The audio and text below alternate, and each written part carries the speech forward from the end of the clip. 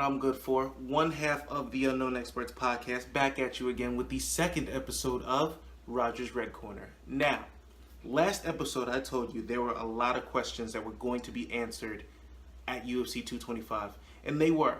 I mainly focused on the main card, but the prelims answered a lot of questions themselves. Is Rashad done? Unfortunately, yes. Is Sergio Pettis just Anthony Pettis' little brother? Absolutely not. He is his own man who just defeated the number one contender of his weight class. Is Carla Esparza just another tough champ that we're never going to hear about? Absolutely not as well. Unfortunately, she didn't get the win, but she impressed someone like me who always wrote her off. And then we had the main card. I'm going to skip over the first fight. It was a fiasco. We all learned the hard way what happens in the Conor McGregor era. You have some goofballs that are hits, and you have some goofballs that are misses. That fight was a black eye in the sport of MMA. So, on to the co-main event. The man who is the talk of the town and not just a mouthpiece, Colby Covington. He did what he was supposed to do. He showed that his pressure was real. He showed that he could talk the talk, and he showed that he could walk the walk. And now he set up himself for a showdown with pound-for-pound champion Tyron Woodley.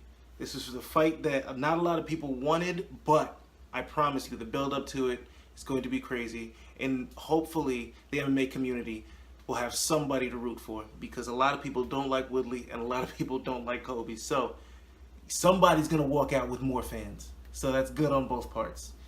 And now on to the main event. Me personally, I'll put all the judging aside, think it's fight of the year.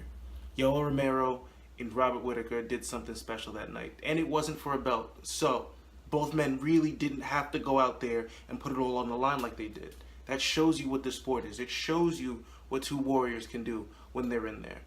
It was spectacular. As a Yoel fan, I don't agree with the decision, but the fight was so amazing that it's okay. And Robert Whittaker absolutely stamped his name as the pound-for-pound best middleweight alive. I don't care what anyone says. He is the best middleweight alive. To take those shots when nobody else in the UFC has been able to take those shots from Yoel. Nobody. Not a single person has gotten dropped that many times by Yoel and been able to get up and finish the fight. And this is now 2 times he's done that. Both times injured. Both times hurt. This man is absolutely phenomenal. And the craziest part is he's my age. It's crazy. So the ceiling is only going to get better for him. Now, who does he face? There's a huge argument right now that he either faces Chris Weidman or he faces Kelvin Gastelum. Me personally, I'm not a fan of giving a man who's 1-3 in his last 4 fights a title fight. But the argument is tainted when that one is the person everyone is talking about should fight, Kelvin Gastelum.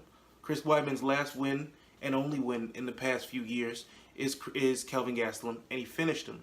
Kelvin Gastelum has been more active, and that's his only setback at middleweight. But it muddies the water. Who knows where he goes from there? Regardless of who he faces, me personally, I think that nobody in the division beats him. He's on a different level. He's got a mind state that is just unfathomable, to be able to take all his damage, to fight with a broken hand, to fight with a torn ACL, to do all the things that he's doing is just astounding. So whoever he faces, it doesn't really matter. I'm going to say he's going to be the favorite regardless.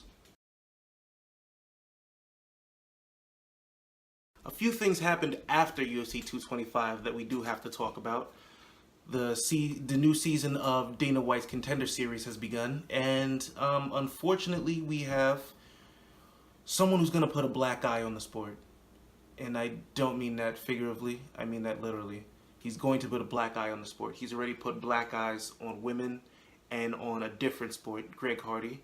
He won his pro debut, but me personally, and I don't like to bash anyone because we've all done wrong in our lives, but at the end of the day, I care about MMA more than most things in life.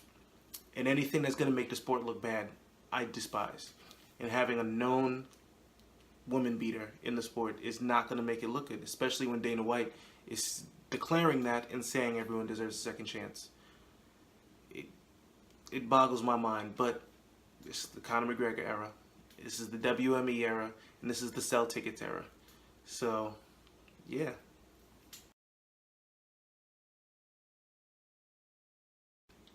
One of the only times you will ever hear me say this, I am 100% behind Michael Bisping.